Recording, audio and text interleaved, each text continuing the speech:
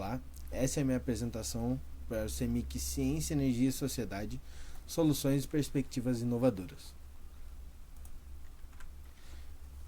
Meu nome é Eduardo Coelho Antunes e eu sou orientando de PIBIC da professora Andréa.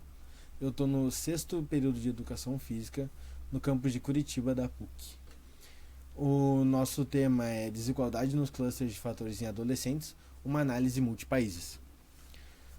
O nosso objetivo aqui é descobrir os grupos de risco para doenças crônicas para que a gente possa tomar medidas antes que elas comecem a aparecer. Então, no nosso caso aqui, a gente vai estudar os jovens de 13 a 17 anos. Eu trazendo um estudo aqui que mostra que 31,5% dos jovens apresentam pelo menos uma condição ou doença crônica.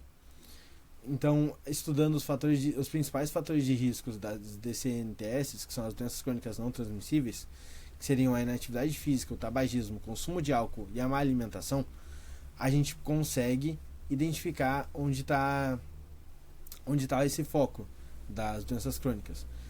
Especificamente nessa parte do trabalho, o objetivo principal vai ser identificar a prevalência dos fatores de risco em relação ao nível de riqueza e desenvolvimento do país. Como eu citei, o objetivo é correlacionar a prevalência de cluster dos fatores de risco e simultaneidade em adolescentes com o PIB e IDH dos países, ou seja, nível socioeconômico e nível de desenvolvimento humano.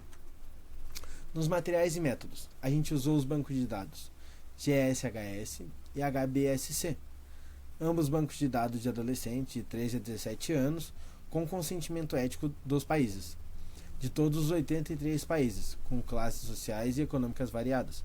Ou seja, a gente tem esses adolescentes de países mais pobres e mais ricos, e mais desenvolvidos e menos desenvolvidos.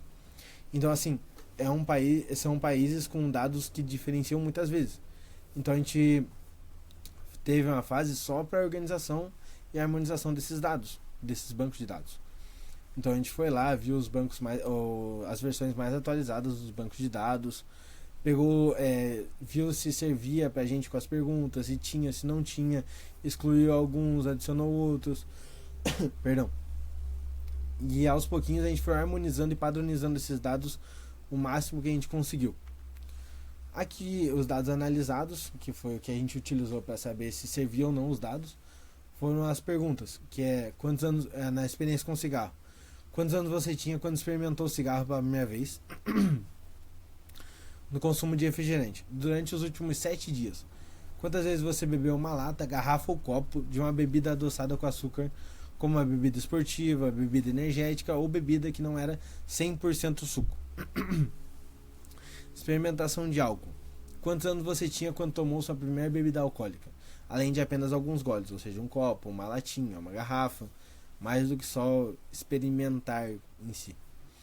E a questão da inatividade física é você não seguir a recomendação da OMS da quantidade de atividade física por semana. Aqui você já entraria com inatividade física. E simultaneidade é 2 ou mais fatores de risco já listados. Então, se você cumpriu com a experiência com o cigarro e o consumo de refrigerante, já entra como simultaneidade. Aqui a gente tem a correlação com o PIB e IDH da inatividade física, e todos os fatores de risco foram correlacionados com a correlação de Pearson, que diz que de 0,0 até 0,05 é baixa, de 0,06 até 0,07 é alta, e de 0,07 para cima é alta.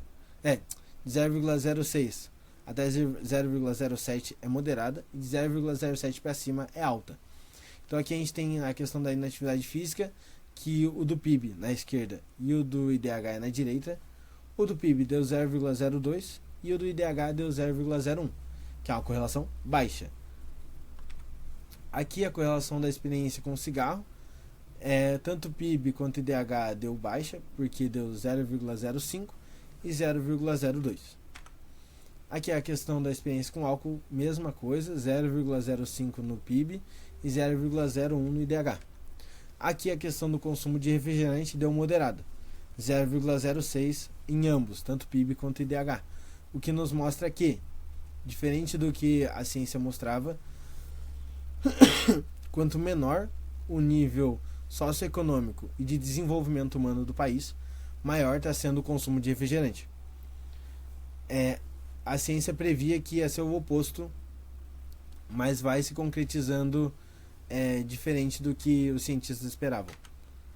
Aqui a correlação de simultaneidade, pela questão da maioria das correlações terem sido baixas, mas a questão do consumo de refrigerante ter sido mais alta, ele acaba copiando a correlação do consumo de refrigerante por ter sido muito predominante do que as outras.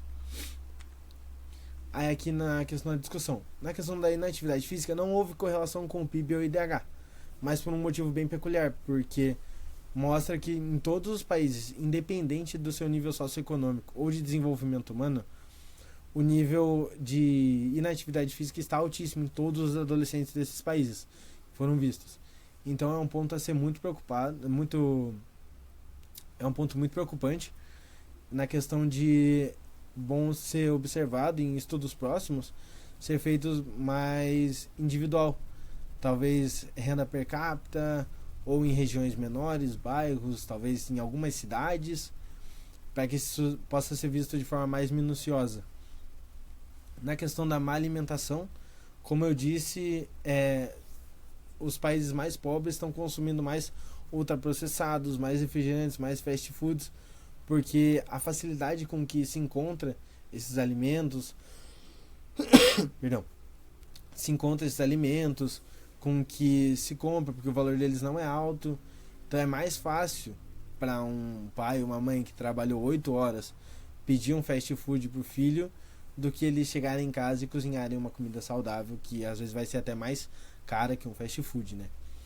E a questão dos substâncias não houve correlação com PIB e IDH, porque é uma questão muito mais cultural. É uma questão muito mais de ser influenciado pelos amigos, por ver pais, avós fumando ou bebendo, questão de status. Então não tem correlação com PIB e IDH, porém tem grande influência da cultura do lugar em si.